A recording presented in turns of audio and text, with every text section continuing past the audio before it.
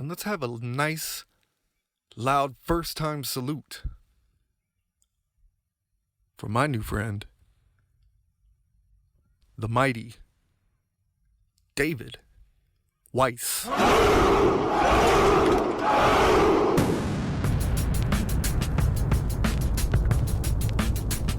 For that, I did go out, I did a little research. And Dave, I have to start now because, a lot of our listeners, might not know. I was first introduced to you by another name, and that was Flat Earth Dave. Yeah. How'd you come by that name real quick? It kind of just found me. Somebody called me Flat Earth Dave, and it kind of stuck. When people hear the term Flat Earth, I kind of feel, based on what you were saying in your conversation, I feel that the term Flat Earth in and of itself is a little misleading. And that's what I wanted to run past you. What are your thoughts on that? Especially after I heard your stance on and your explanations for what you meant what you mean when you say flat Earth. Yeah, if you take it literally, flat Earth, it's not like a piece of paper flat. There's hills and valleys and trenches and mountains, but the world is flat.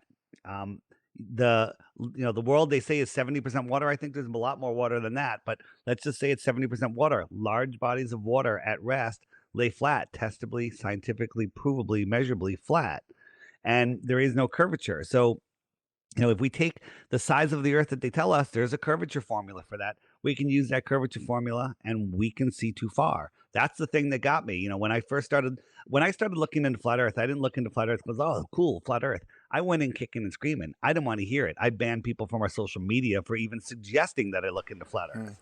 And then I was forced to look, and I went in with a closed mind. Like, I'm going to just disprove flat earth and prove the globe and be done with this and get all these morons to stop bothering me.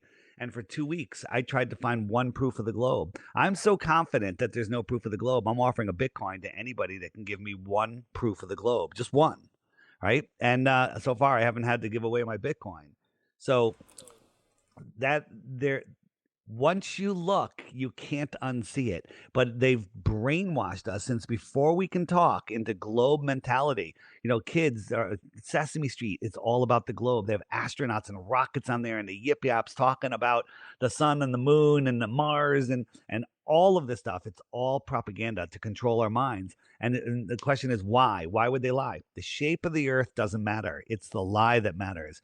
The ball is a prison for your mind. They don't want your mind being able to realize where you are, what you are, who you are, and the power of your mind. And the analogy I use is Neo from The Matrix. At the beginning, his mind is trapped in the Matrix, and by the end of the movie, he freed his mind from the Matrix, and he became more powerful and knew the power of his mind.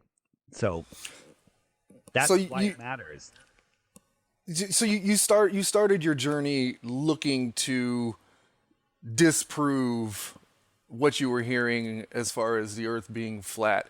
And there's a lot of evidence out there pointing towards one decision or the other. What was it that finally tipped you in the other direction? Well, it's when I tried to find out why I believed in the globe. Well, the reason we believe in the globe is because Bill Nye, the line guy with the bow tie, and Neil deGrasse Tyson, the failed actor, they told us it was a globe, but there's no science behind it. People say flat earthers are science deniers. No, we love science, real science. There's no science of the globe. All science proves the earth is a flat, non-rotating plane. All physics, the word physics is just a word, but actual physics prove the earth is flat. Think about this. The heliocentric model relies on the Big Bang, right? The Big Bang, nothing exploded, became everything. Okay, that's crazy. And then all of the dirt and rocks, they coalesced into these big rocky balls. And then all of the gases coalesced into bigger balls with even more gravity, and they left a vacuum in between. How do you have a gas ball in a vacuum? That's a great question. And you know, for some of our listeners that may not be as familiar with it, when you say heliocentric, you mean the model that involves, you know, Earth and the planets in our solar system rotating around the sun. Right. Right. Here's the thing.